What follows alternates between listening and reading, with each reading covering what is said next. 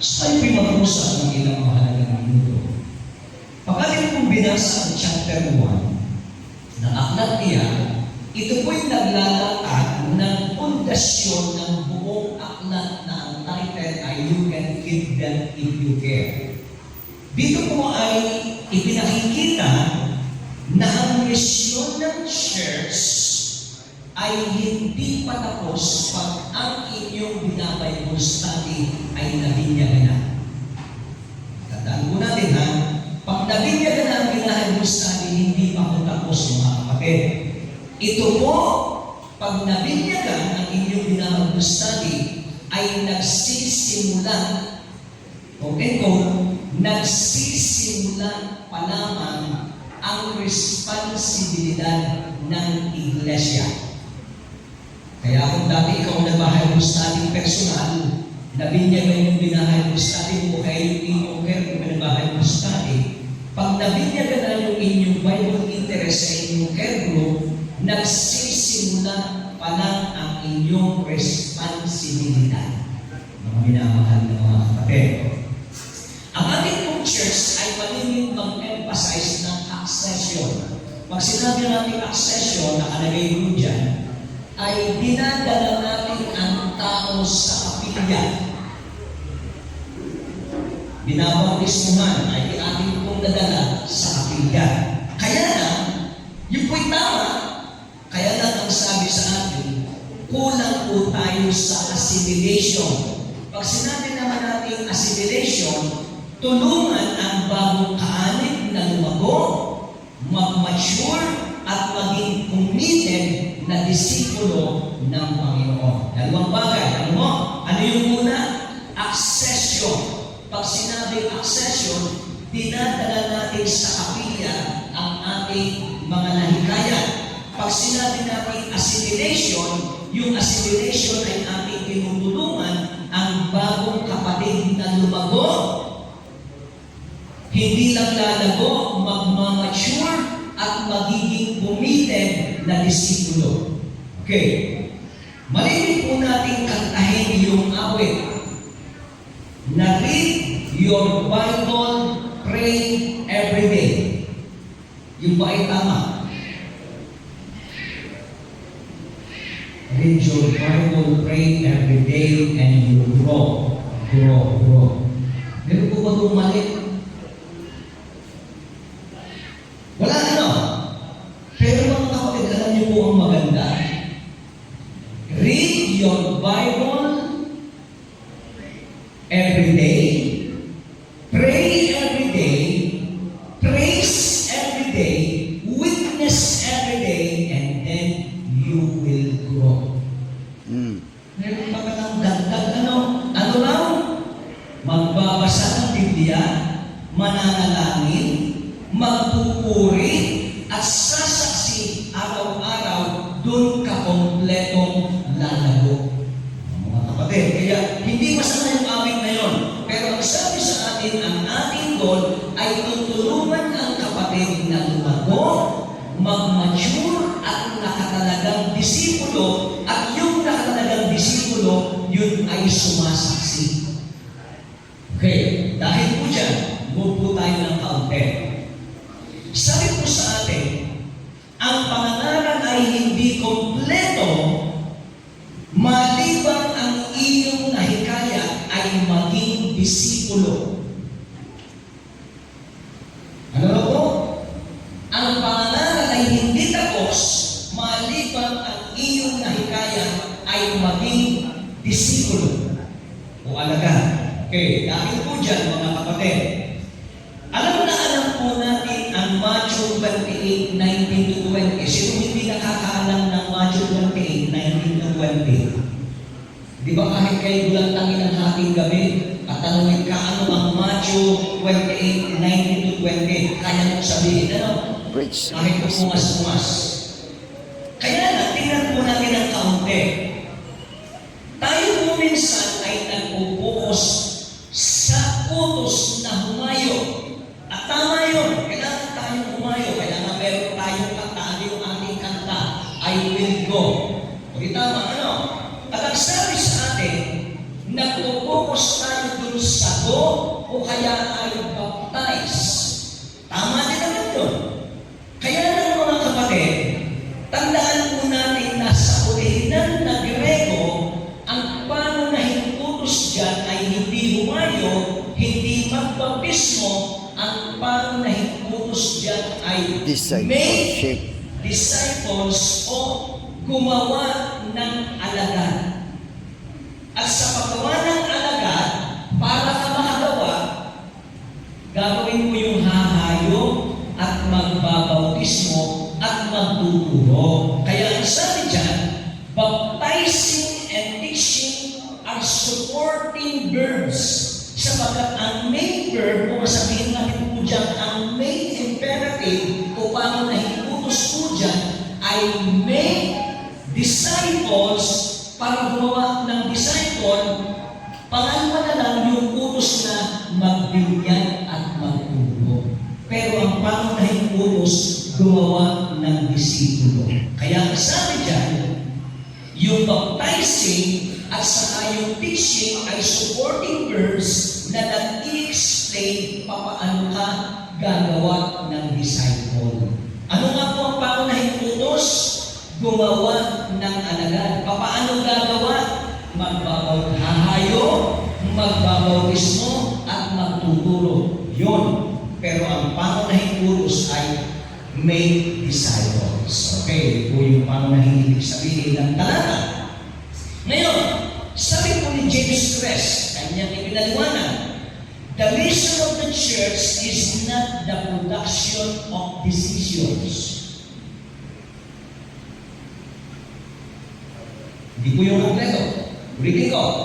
Ang sabi sa atin, ang misyon ng iglesia ay hindi lang mag-akit ng tao at ganyakin ang taong magpasya, kundi ang pangunahing misyon ng church, sabi ng talata, ay gumawa ng mga disipulo. Hindi lang basta magbinyag. Yung magbinyag, pangalawa na lang yun, sabi natin kanina. Dahil po dyan, mga kapatid, bakit po yung making of disciples ay napakahalaga? Tingnan po natin, bakit po yan napakahalaga? Ito na mga kapatid, maraming iglesia ang nagdiriwang pagkatapos ng pagbabautismo. Meron pa nga tayo mga pintulit-picnic, meron pa tayo mga social life, meron pa tayo mga patlang, mga kainan. Wala naman masama yun, ano? Mga kapatid, tama naman yun. Nag-celebrate po tayo.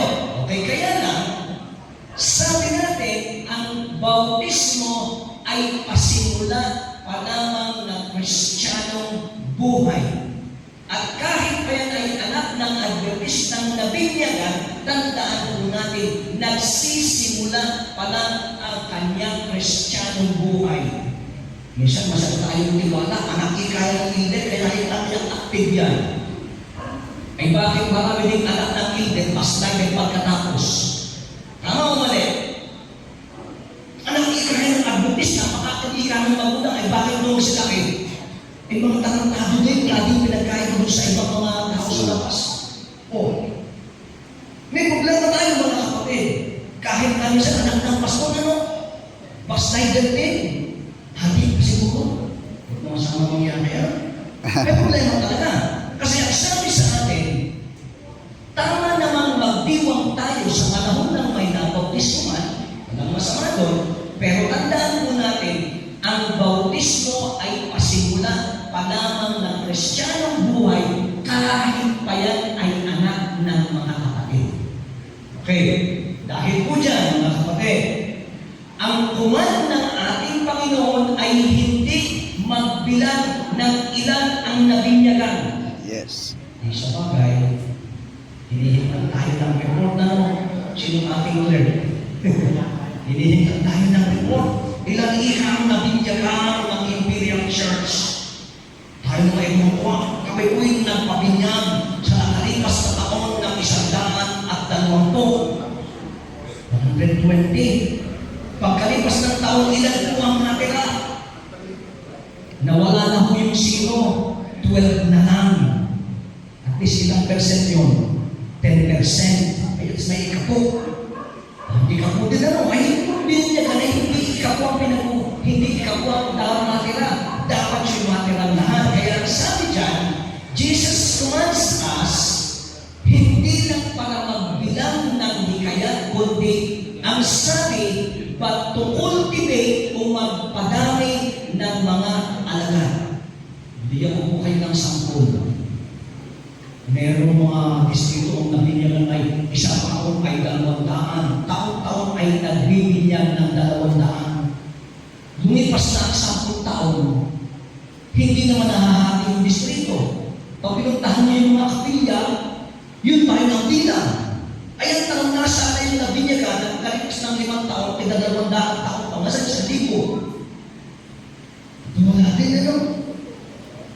Magandang pakinggan kasi nung daang nabinyagan, libo-libo.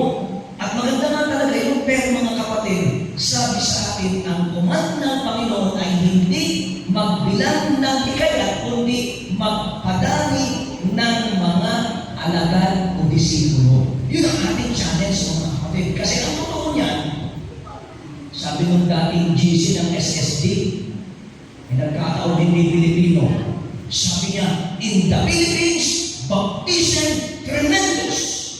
Kasi libo-libo. Pero ang sabi niya banda huli, apostasy tremendous also. Di ba? Ibig sabihin niya, ang daming nabinyagan, ang dami din ng wala. Ito mga kapatid, ano? Kaya wala namang masamang magdiwang na maraming nabinyagan.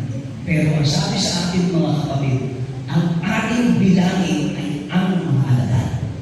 Dahil dyan, sabi po dito, if a church is baptizing people faster than it is discipling them, the church is spiritually unsustainable. Kaya kahit maraming nabinyagan, parang hindi dumadami. Ano? Diba?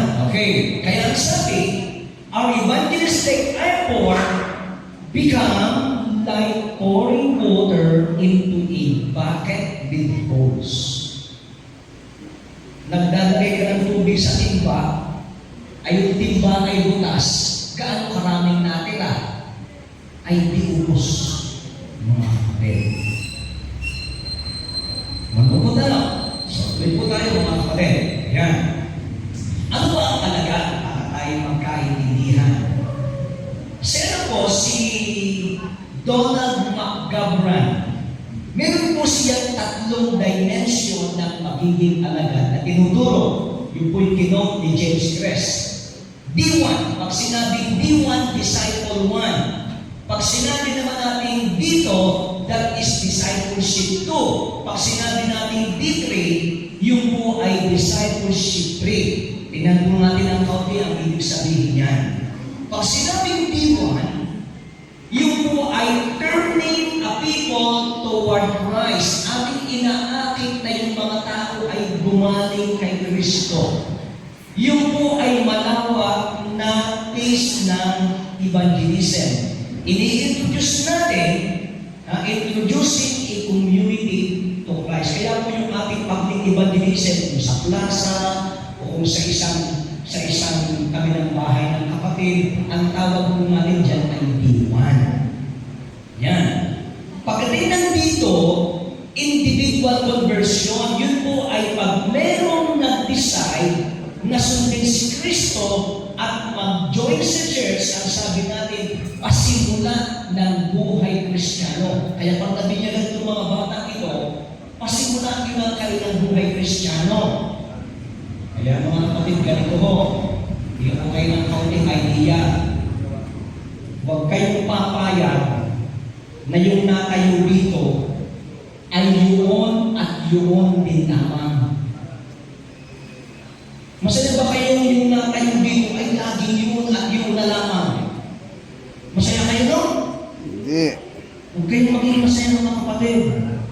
Maging masaya kayo ay kung napapansin nyo na yung natayo dito ay natayo pa rin at marami na rin natayo na dating hindi nyo nakikita na natayo dito. Amen. Ganito po mga kapatid. sa iglesia. Pero alam niyo mo, nakaramdam lang ako na ako'y kasali sa church nung ako'y tumapak ng high school at lalo ng college, na ako'y pinagkakatiwalaan ng Sabbath Superintendent na magsalaysay ng mission spotlight at nagsimula kaming bigyan ng tsansa na mag-join sa Sabbath School panel discussion na may tiwala sa amin. Kasi din siya ng ating problema, palibasa yung magaling si sister ganito, siya ang laging narito. Ay ito yung hindi marunong, na ikaw ng hindi ikaw marunong, na ikaya sa pagkakakikaya na yung magwala sa unahan. Mga kapatid na nangalangin ninyo, pag binigyan mo ng part, at pag binigyan mo ng part, turuan mo, may paraan dyan, natutala po kayo sa kanyang bagay. Kaya ang sabi, disciple to, ibig sabihin individual conversion, yung po'y pasimula, yung pasimula, inaalagaan, tinuturuan, at iyong sisikapin na bandang huli, katulad na rin ang ginagawa mo, ang ginagawa niya sa church. Kaya ang sabi ng D3, kinakailangan natin sa church, ang D3, ang ibig sabihin noon ay ongoing discipleship. Okay, dahil dyan, pag-usapan natin yung ongoing discipleship. Ibig sabihin, yan po ay bahagi na totoong paglago ay magaganap. This is the phase where true growth happens. Paano po nangyayari yan? Learning Christ teaching. Anak ng Adventist, sigurado ba kayong alam niya ng doktrina natin? Ay hindi nga pinag-ustadihan ng tatay. Kaya ako nga anak ng hindi ako pinag-ustadihan ng tatay ko. Ang alam ko na ako is nasama sa Bible study, kaya nakakakinig ako. At ang alam ko rin lang, pag meron kursi, ako'y na-attend at naglalaro. Bata, ano magagawa mo?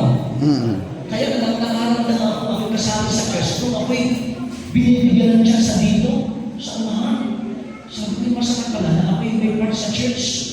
Akala ko yung pag ako'y lagi ako na kasanay, bibigyan ulit ako ng pagkakataon sa church.